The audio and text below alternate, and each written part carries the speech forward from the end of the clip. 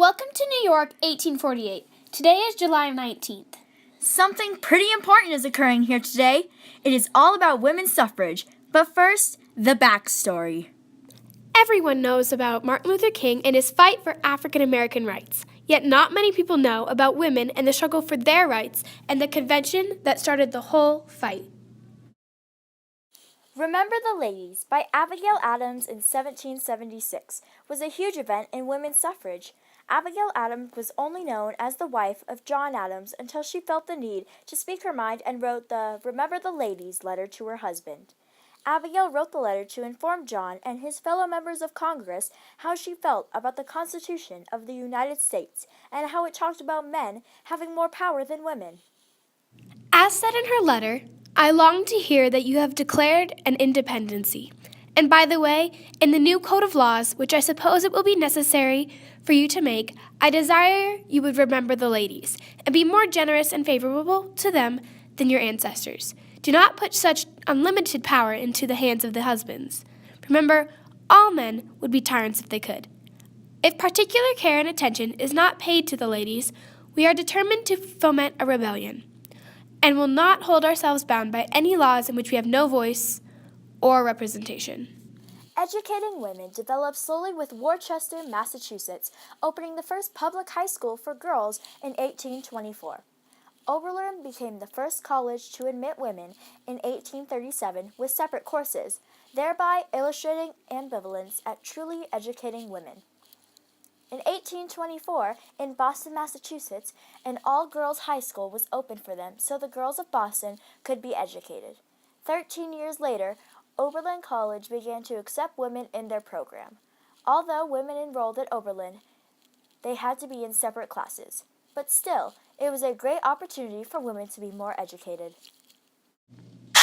The idea of the convention occurred in London in 1840, when Elizabeth Cady Stanton and Lucretia Mott, who were attending a meeting of the World Anti-Slavery Society, were denied the opportunity to speak from the floor or to be seated as delegates. Lucretia and Elizabeth left the room where the meeting was taking place and began to discuss the fact that while they were trying to secure rights for enslaved African Americans, American women found themselves treated unequally in many ways. The Seneca Falls Convention later occurred in 1848. The two main women involved were Elizabeth Cady Stanton and Lucretia Mott. They led the convention along with Mary Ann McClintock.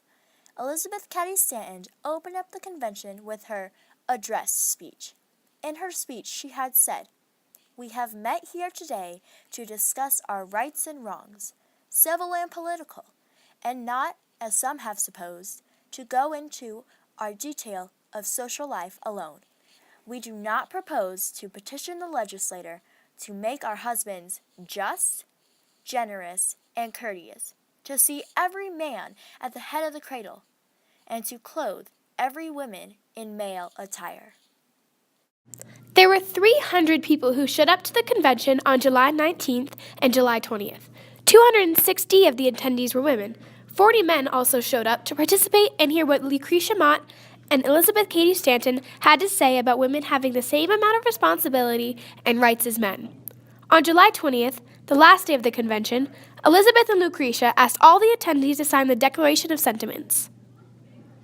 The Declaration of Sentiments states, "We hold these truths to be self-evident, that all men and women are created equal, that they are endowed by their Creator with certain inalienable rights, that among these are life, liberty, and the pursuit of happiness, that to secure these rights, governments are instituted, deriving their just powers from the consent of the governed."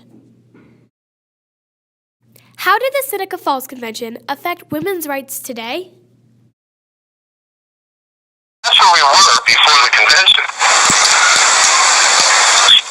And so now here come these ladies who say, wait a minute, you said in the Declaration of Independence all men are created equal. And we want to hold to that.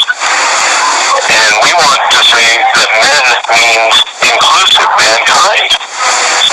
And so in the Seneca Falls Convention, one of the first things they draft is a version of the Declaration of Independence that says that all men and women are created equal, and that they are endowed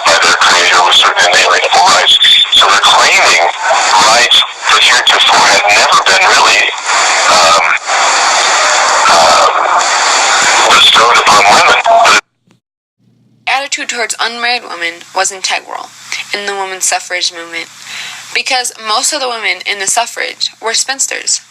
So they were objects of derision, not just by the men around them, but by their sisters. Other big supporters of the women's suffrage movement were Elva Vanderbilt Belmont and Margaret Brown. Margaret and Elva were good friends. Miss Belmont was such a leader in the women's suffrage movement, Margaret moved back east and lived in a rented cottage in Newport, Rhode Island, to be close to Miss Belmont, to assist her in her activities. It was important to be near Washington, D.C. and New York because those were the two epicenters of the suffrage movement. It was also important to be in Chicago because the fight for women's reproductive rights was there. One of the many opposers was the Oneida Whig newspaper. A line from the newspaper had said, "Having deprived her of this first right of a citizen, the elective franchise, thereby leaving her without representation in the halls of legislation, he has oppressed her on all sides. He has made her, if married, in the eye of law, civilly dead." This line means that having her lacking the right to vote, she doesn't have experience in making laws. He has weighed her down and made her technically dead when it comes to rights. Since the people who were at the Seneca Falls Convention and all the other men and women who believed in women's rights fought for what they believed in and stood up to the opposers who didn't think that women should have equal rights to men. This fight against the opposers shows that if the Seneca Falls Convention attendees wouldn't have fought for rights for women, they couldn't have gone to school, work, or even church equally. At the Seneca Falls Convention, many resolutions of what to fight for in the Declaration of Sentiments were made. One of them included that because women are being taxed equally to men, they should have equal rights to men. In the article, Women's Suffrage, they said taxation and representation are inseparable. This was a major issue to fight for, mainly because of the country's past with this issue. During the American Revolution, Americans fought very hard for representation. If they were being taxed, now it was happening all over again except only for women. The 19th Amendment was passed in 1912, 34 years after the Seneca Falls Convention, which had a huge political impact on U.S. history.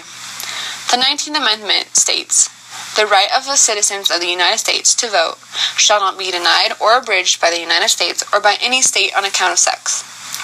The 19th Amendment allowed women to vote and to be treated equally. The Seneca Falls Convention affected the social ways of daily life. Degrees earned by women remained between approximately 60 and 62% for associate's degrees, 57 and 58% for bachelor's degrees. Percentages of both master's and doctor's degrees earned by females increased from 1999 to 2000 to 2009 and 2010, from 58 to 60%. We then asked Professor Ashcraft why the Seneca Falls Convention is downplayed in history.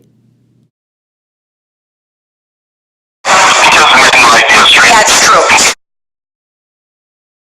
Just like the fight for civil rights at the Seneca Falls Convention in New York on July 19th and 20th in 1848, 260 women and 40 men fought for the responsibility for women to go to work, school, and church equally.